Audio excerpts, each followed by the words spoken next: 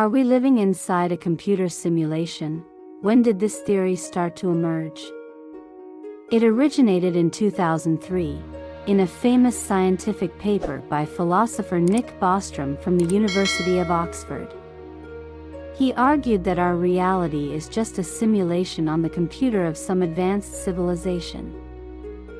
According to Nick Bostrom, at least one of the following three propositions is true. Civilizations usually go extinct before they are able to develop realistic simulations. Advanced civilizations typically do not have interest in creating realistic simulations. It is almost certain that we are living inside a computer simulation. The public became acquainted with this intriguing yet immensely complex concept through Hollywood's Matrix series. Following The Matrix, there have been several controversial films exploring this theme. One notable example is the film Inception, or translated accurately, Koi Neem or Neem Dao.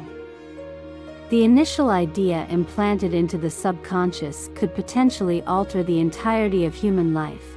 However, delving deep into the subconscious through dreams requires creating virtual realities within layers of subconscious space, in the most realistic manner possible, so that the subject does not realize it's all an illusion.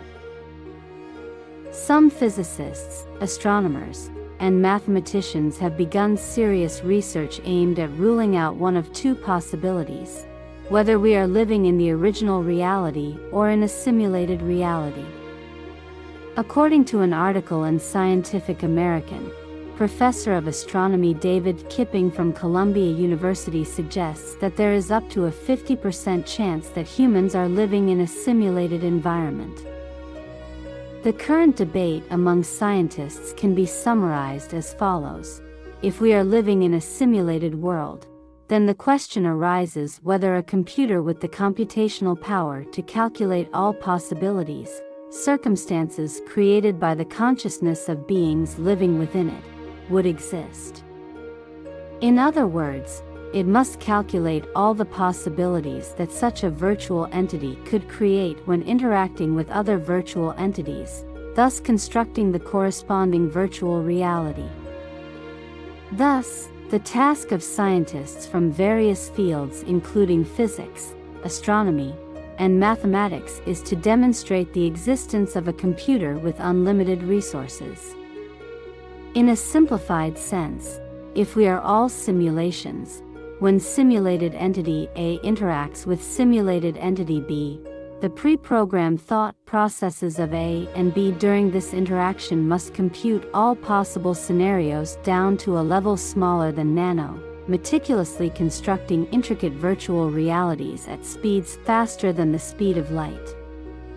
This is akin to contemporary electronic games, but at a level vastly superior, exceeding by orders of magnitude.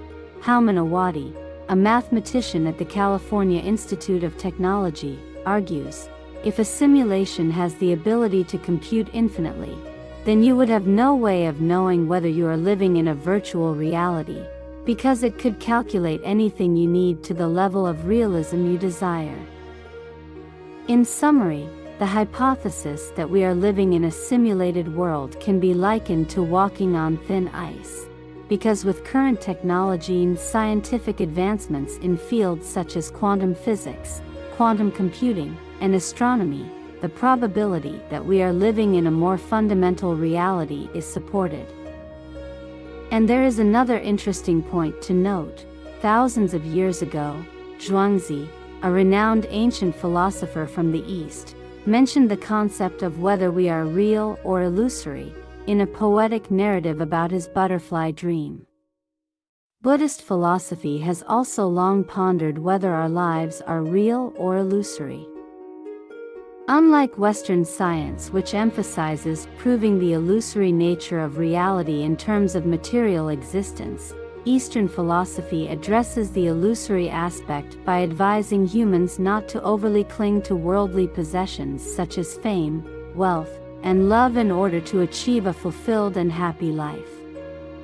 Clinging to these material things often leads to a restless mind, competitiveness, and narrow-mindedness, making it impossible for humans to find happiness. Over the course of 100 years, those material possessions will become void, and they cannot accompany individuals into their new lives according to the law of reincarnation.